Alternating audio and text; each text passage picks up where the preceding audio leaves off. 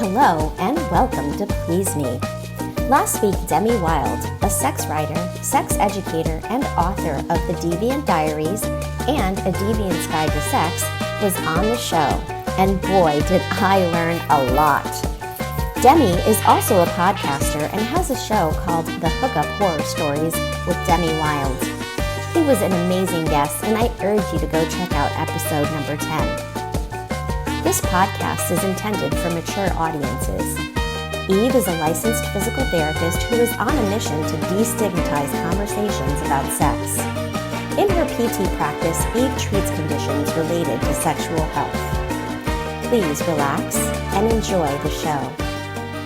Hello and welcome to Please Me, the podcast that aims to destigmatize conversations about sex by turning the sheets into our classroom.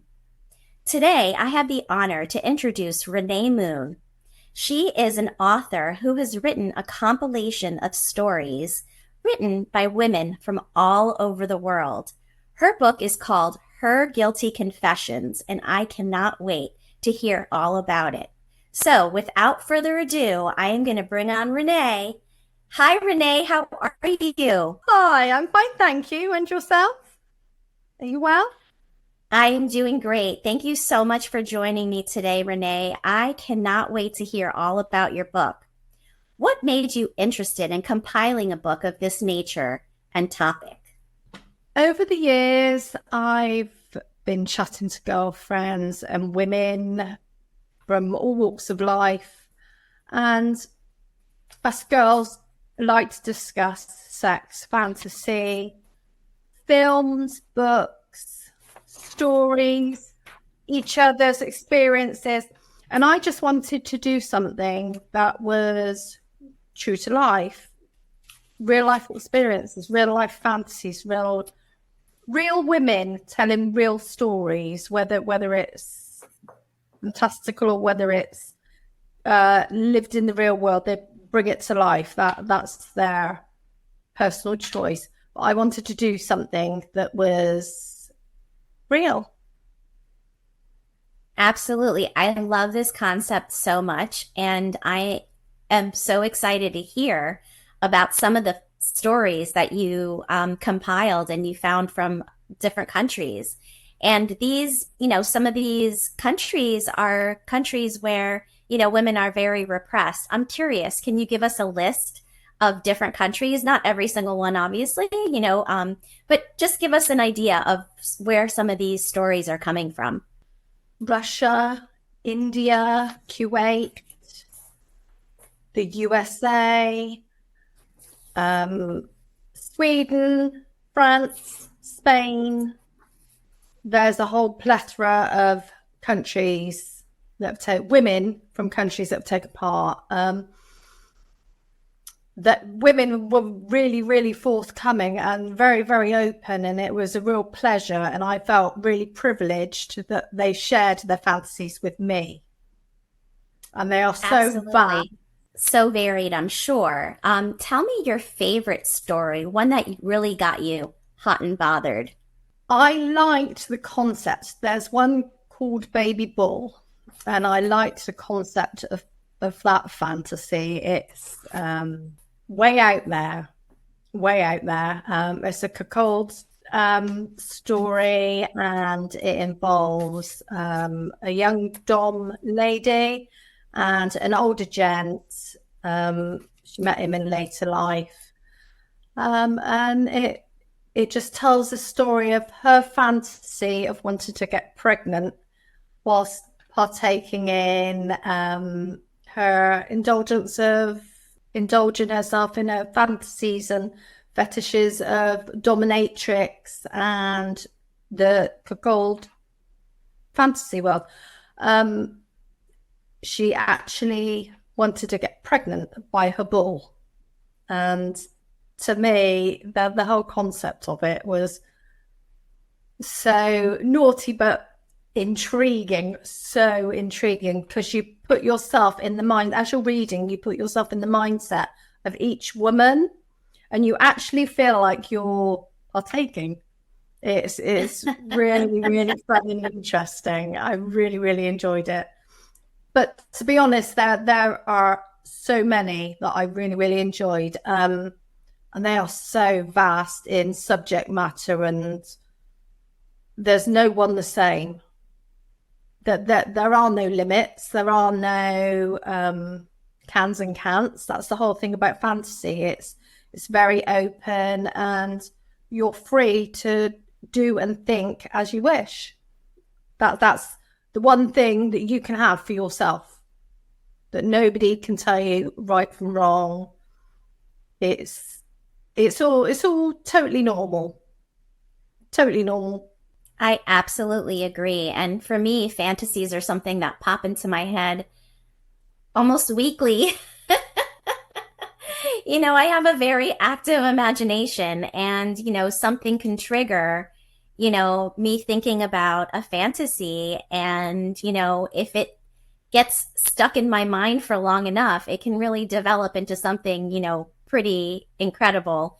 And, what's amazing about fantasies is that it's your mind, and it's your own personal turn on. It doesn't necessarily have to come to fruition. It can just be a fantasy and just be something that turns you on. And I just love that. Yes, that's the whole thing about it. It's personal choice. You can keep it within. Is your own. You can share it with a partner or partners. You can live it out to its fullest. There's no right or wrong. You're free to do as you wish to do and how you feel. It's something that you can go back to over and over again. We all have our favorite go-tos. I myself have my favorite go-tos. That's human nature. I agree. When your mind is wandering and you're in the moment, your mind goes to different places. And I often think about certain things myself, So I think that that's what you're talking about, your go-tos in terms of fantasizing. And even, when I, look at porn, I always tend to gravitate towards the same type of subject matter because it's what turns me on visually. Mentally, different things turn me on. So fantasizing is different for me than visually looking at porn. But it's similar, you're right, in that, you have things that will turn you on. So you do go back to those things to kind of get you in that mind space while you're having sex or while you're masturbating even. Most definitely. So tell me about the most, and you already mentioned one that was a cuckold fantasy, about a woman who wanted to get pregnant by the bull. And I'm assuming that the cuckold was her partner. We didn't go into the details of that, but tell me about the most risque or shocking story, and what country it came from. In your opinion, obviously, everyone has different opinions about what's shocking to them or not, but I'm just curious to know which one you were like, whoa, and what country did it come from? Well, I actually think that one was probably the most shocking, the baby bull one, only because of the subject matter, and it involved having a baby. Right. Which you wouldn't normally expect to come into a fantasy, would you? So that was a bit of a surprise, but very intriguing. There's one about blood. A young woman fantasizes about being cut and blood, and her partner drinking her blood. There are paranormal fantasies. Menage a trois, orgies, food sex, you name it. There are so many variations, so many. Now, that is interesting, definitely. Was there a common theme that you picked on with a lot of the stories? Did a lot of people have similar fantasies? You mentioned menage a trois. I'm guessing that's probably a popular one. I don't know. Can you tell me if you had any themes that sort of kept coming back over and over again? I did actually. There were two that were predominantly very, very popular. CNC, consent to no consent, the rape fantasy. Okay. Okay. And there was the BBC Big Black Book fantasy. That is a huge one with the ladies. There were so many of them. Them two seem to be really, really popular. All different scenarios, obviously, but they were very, very popular and seem to be very, very common in their subject matter. Yes, absolutely. A rape fantasy. Okay, it's so interesting because obviously nobody wants to get raped, right? I mean, it's such a horrible thing to happen, but it's interesting how many women do fantasize about that, and when you're doing it with, a partner that's consenting and you're consenting, it becomes, a way to role play. So it's very interesting that is a common one. And the BBC one, I personally can't stand that acronym. I just find it to be very racist, but I know that in certain circles and in certain communities, it's used a lot. But yes, that is also something that a lot of people fantasize about too. And I agree that it's pretty common. So I know some of the stories came from countries where women have less freedoms than we do.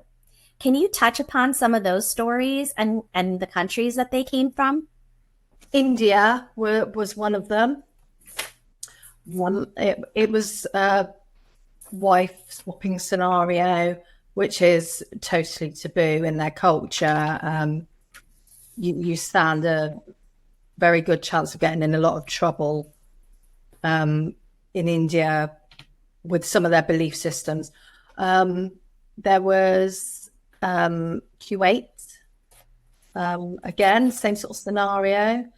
It seems to be swapping and sharing, swinging.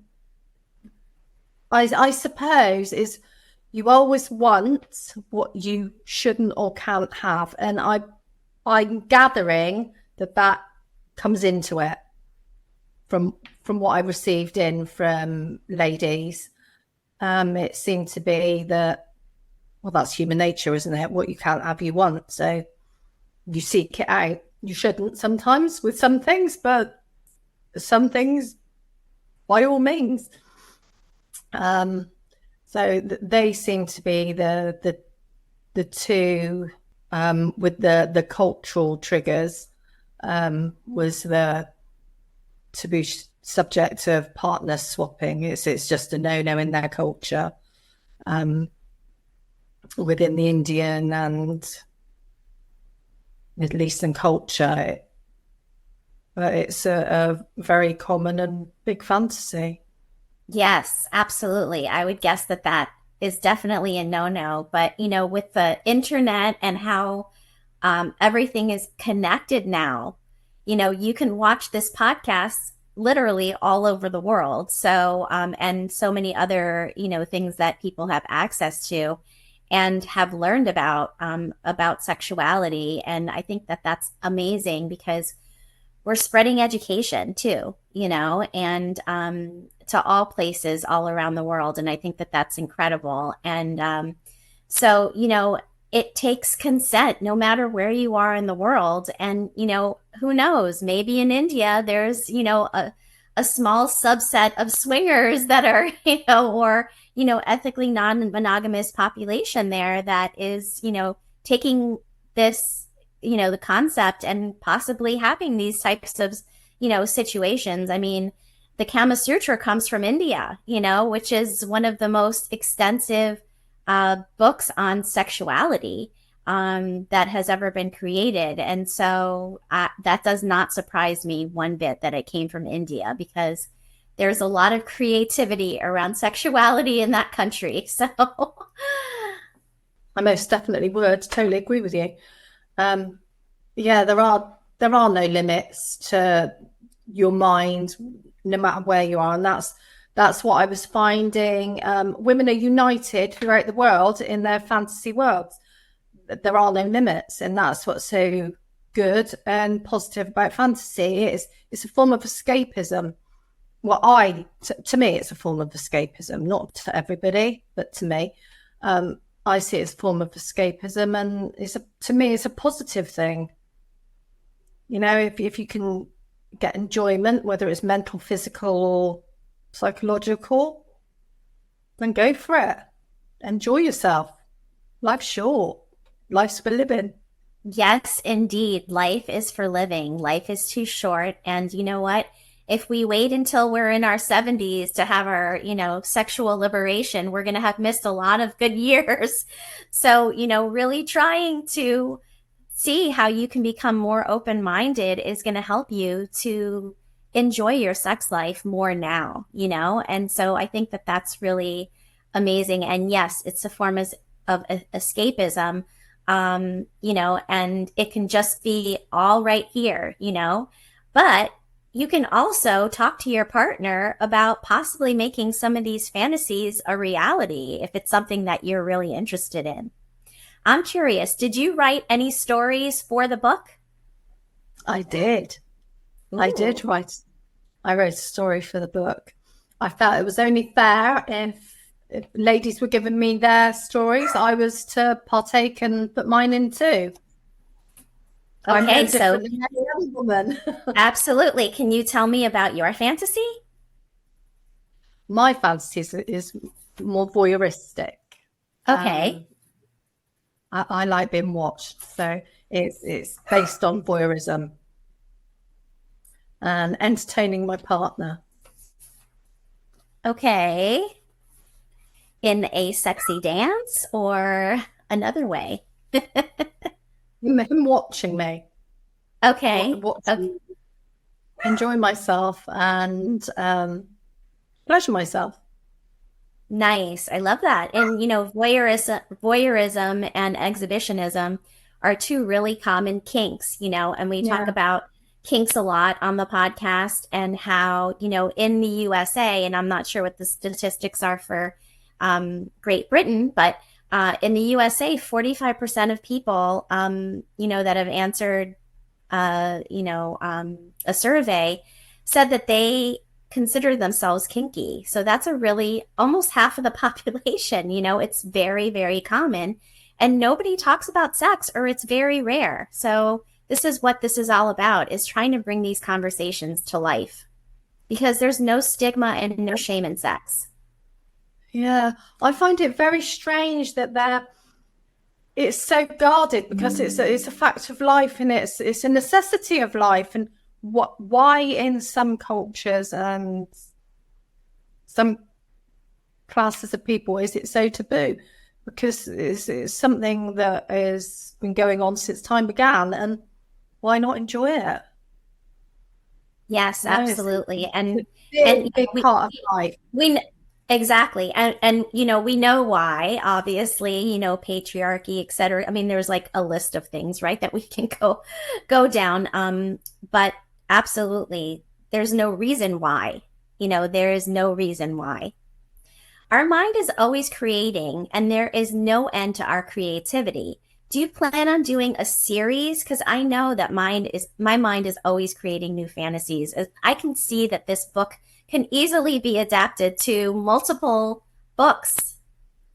I'm doing a male's version next, his guilty pleasures, and then I'm going to move on to our guilty pleasures, which is aimed at couples. Ooh, yes, this is going to be a great, trilogy. That people will want to own all three. I think that that's so awesome. So I'm excited to hear about the other ones too. That's so exciting. I always ask my guests this question, and I hope it's not too personal for you, but I'm going to ask you a personal question now. What is your favorite sex position? I actually like Missionary. I like the closeness, the intimacy of it. I like to see, smell, feel, touch a partner. Yes. And you know what? Believe it or not, a lot of people think that Missionary is boring, right? But it is not boring. And you know what? That answer has come up over and over again amongst many different people, like, men, LGBTQ community, straight. I mean, it's come up across the board. And I think it's because it really does offer a connection with the partner. You can see the other person's eyes, you can look into their eyes, you can, kiss them at the same time. So it is a really great position to connect with your partner. So I think that is why that one is really, really popular. And you just said you like to smell, taste, and all of that, and Missionary is great for that. And I always like to say, it doesn't have to be boring. There are many variations of Missionary. We mentioned the Kama Sutra. That's a great place to look them up. But if you just plugged it into Google, you would find so many different options, Obviously legs down, but you can do legs up, legs over the arms, one arm, one leg up, one leg down, modified, Missionary, where you're on your back, but your hips are kind of, rotated a little bit. I mean, there's just so many different options with Missionary. And I think it's a great position to build connection. I just love the intimacy, that intimacy of Missionary, the different variations of Missionary. To me, it's very, very intimate and personal between you and your partner. That's why it's my favorite. I often talk about stimulating externally when getting penetrated, because women experience something called the orgasm gap, where they don't get their needs met as often as men do, right? And that's often because women are not getting properly stimulated in order to start penetrative sex, number one. And number two, they're not getting external stimulation during penetrative sex in order to reach climax. And 95% of women need external clitoral stimulation in order to climax. So I am curious, because I find Missionary to be difficult in that respect. I'm curious if you do as well, or if you use toys or your hand in that position. Maybe this is too personal, I don't know, but I'm going to ask anyway. No, I use my fingers and a toy. My favorite little toy is a little bullet. I've got a bullet and a pebble, both from Ann Summers. I don't know if you have Ann Summers over there, but they're my two favorite little toys because they're easily maneuvered and you can get them in most places. So that's my preference. But like you said, Missionary, there are so many variations. You can shimmy about and change the position of your hips. He can change the position slightly. Absolutely. And, having these conversations and giggling through it as you're, having these conversations, while you're having sex is so key, because if you want to get your needs met and, this position is not quite working, but you can shimmy your hips a little bit to the right or to the left to get that spot, that's when you really need to be open and honest with your partner, and say, slow down, or a little to the left, a little to the right there, and communicate with them, because your partners, most of the time, I'm going to say most of the time, want to please you. And so it's important to really communicate so that they can get you there, because they want to get you there, and it's not all about the orgasm. But if you already are resigned to the fact that you're not going to have one, guess what? You never will. So, I think that it's important to, to want to have one, even if you don't get there, each time. But, wanting to get to that place where you are fully enjoying and reaching climax, that's like the pinnacle of pleasure. So I am always talking about the orgasm gap and closing that one person at a time. Yeah, I've spoken to a lot of people about the orgasm gap. I'm one of the lucky ones. I can orgasm over and over again. And I find when I orgasm, the more I orgasm, it gets better and better each time. I have multi-orgasms. It's not just one. Some women don't like that. Some do, some don't. I consider myself quite lucky.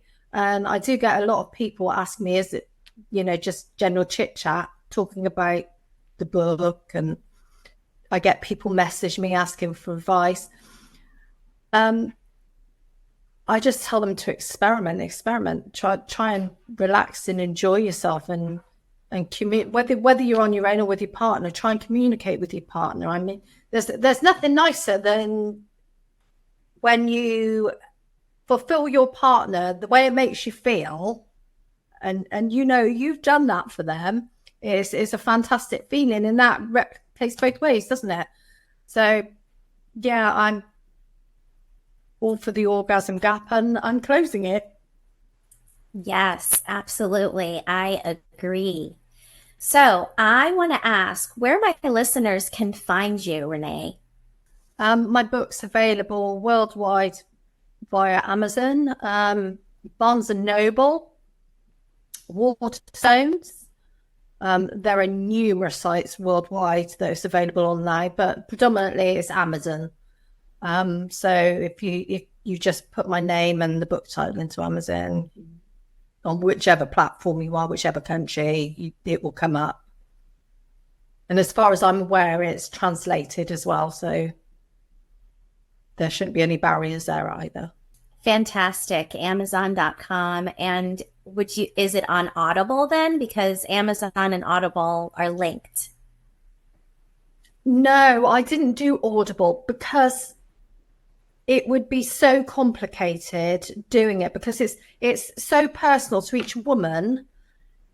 You would have to have so many different women, and it just seemed a bit too complicated for me at present. I might figure it out eventually, but at the moment I haven't sussed that out and got that far. It's on Kindle Unlimited, hardback, paperback, but not as far as Audible yet. But who knows? Watch this space. Absolutely. And do you have a website, Rene?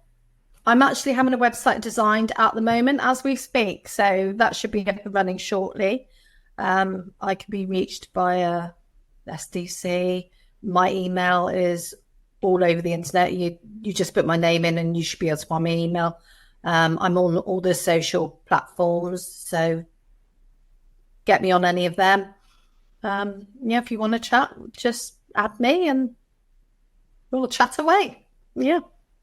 Fantastic. Rene Moon, everybody. And I will definitely be looking out for that website, and we can certainly, promote it when it comes out too. So we'll keep in touch on social media for sure.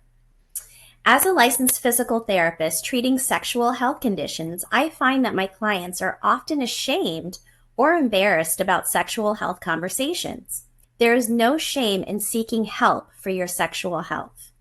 Reach out to me if you need help with treatment for vaginal dryness, decreased sensitivity, and erectile dysfunction, as well as pelvic floor conditions.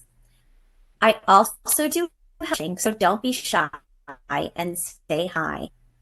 Rene, it has been such a pleasure to have you on the show this week. Thank you so much for joining me all the way from the UK. Oh, thank you so much for having me.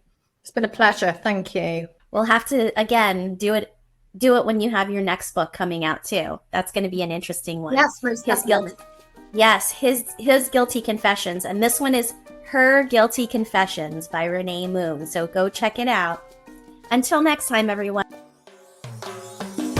Visit pleaseme.online to reach Eve, or for more information on products to increase blood flow and overall health, for her curated list of her favorite toys, and for swag that shows that you are a big fan. Please consider supporting the show.